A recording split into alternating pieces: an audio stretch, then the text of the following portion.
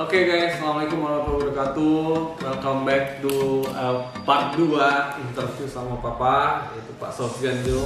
Jadi ini kalau misalnya orang yang belum nonton part 1, nonton dulu part 1. Jadi ini ini akan ada mini interview lah ke Papa. Nah, Papa ini dulu adalah seorang polisi. Nah, sekarang udah pensiun. Jadi pengalamannya banyak banget mengenai berbagai hal lah. Nah, tapi kayaknya ini ada satu cerita yang menurut aku sangat-sangat sangat-sangat menegangkan dan juga ada hikmahnya gitu. Kalau ngomong kalau nggak salah Papa hampir mau dibunuh orang.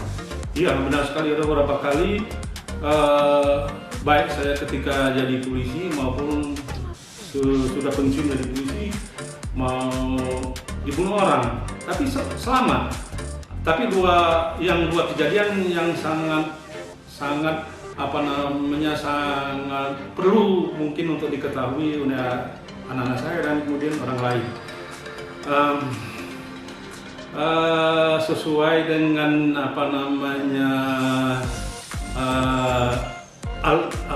ayat Al-Quran, wa ma asabakum min musibatin illa biiznillah. Tidak akan terjadi musibah kepada seseorang, pada suatu kaum kecuali atas izin Allah. Nah ini saya yakin Itu hadis apa? Al-Quran. Oke. Saya yakin bahwa dengan ayat Al-Quran ini, jadi ketika saya bertugas sebagai polisi, saya tidak takut dengan melaksanakan tugas karena ayat ini.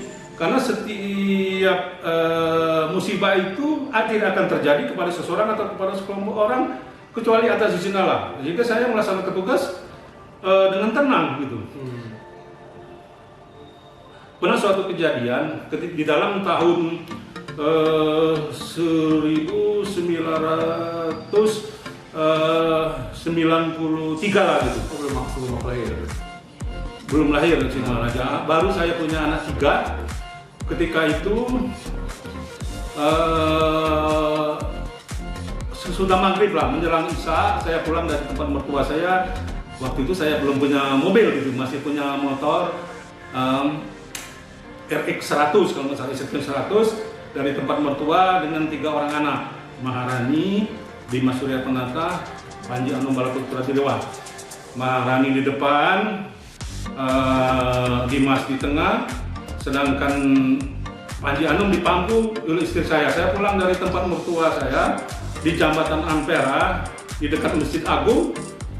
Karena jembatan tengah-tengah itu agak tinggi, agak menanjak gitu, berapa meter gitu. Jadi karena menjelang maghrib sudah gelap gitu, menjelang isya sudah gelap, saya tuh mau ditabrak mobil dari belakang, mobil pribadi mau ditabrak, ngebut. Saya lihat di kaca spion itu udah dekat sekali. Ketika itu saya banting ke kiri, mobil yang nabrak saya ini, mobil yang ingin menabrak saya nabrak mobil angkot jurusan KM5 laju, sehingga remuk mobil di depan, tapi mobil ini bisa lari. Saya tidak mau mengejar karena ada anak, istri, anak 3, istri.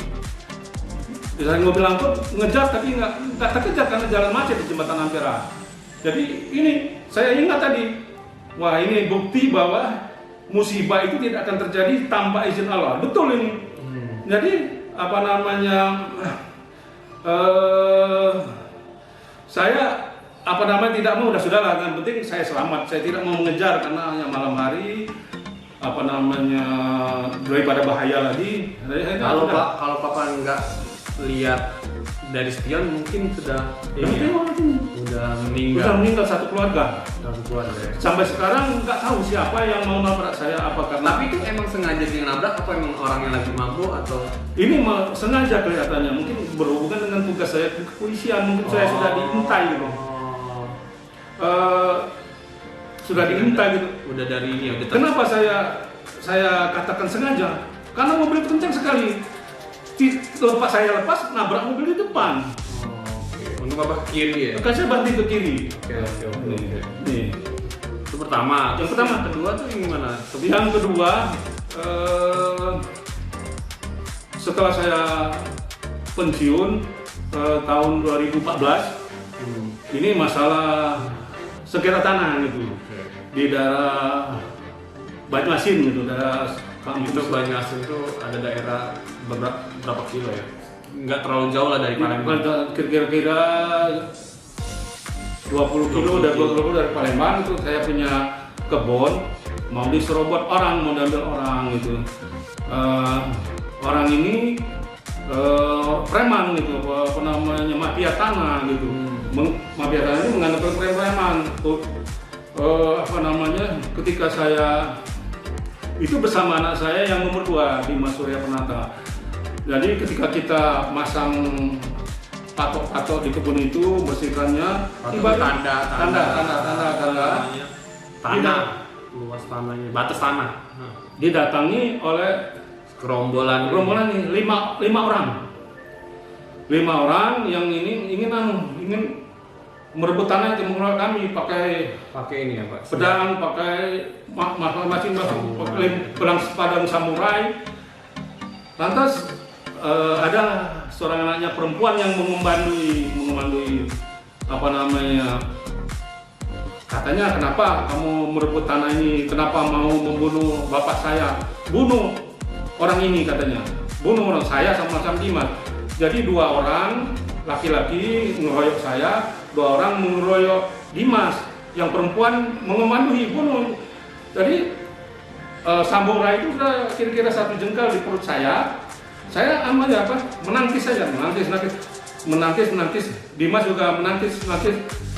Tapi datang petunjuk dari Tuhan.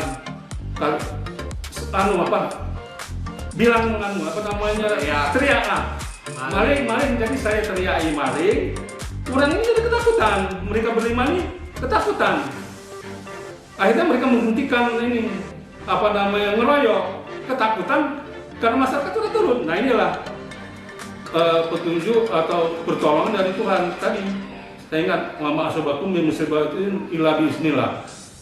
Ketika Tuhan belum mengizinkan, maka musibah apapun tidak akan terjadi. Nah akhirnya selamat. Nah ini saya percaya. Di samping saya percaya sama ayat Quran ini, tapi saya selalu diajarkan berdoa dari orang tua saya, dari kiai, bahwa sebelum kamu meninggalkan rumah, kamu berdoalah, Bismillahirrahmanirrahim.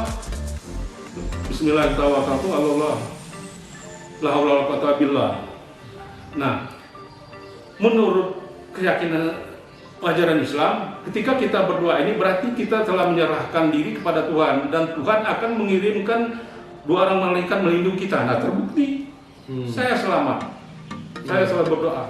Nah, inilah kira-kira pengalaman hidup saya, baik saya sebagai polisi maupun saya setelah jadi polisi.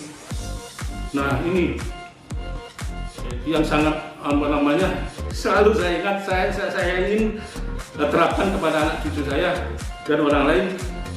Ketika meninggalkan rumah, berdoalah Bismillahirrahmanirrahim, maka Tuhan akan urusan kita sudah serahkan kepada Tuhan, dan Tuhan akan mengirimkan 2 orang malaikat untuk melindungi kita. Saya sudah terbukti berkali-kali. Nah ini.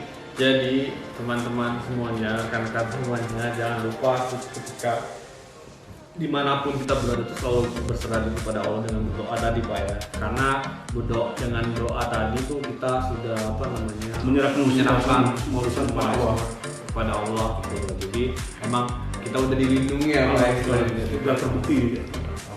Nah, oke.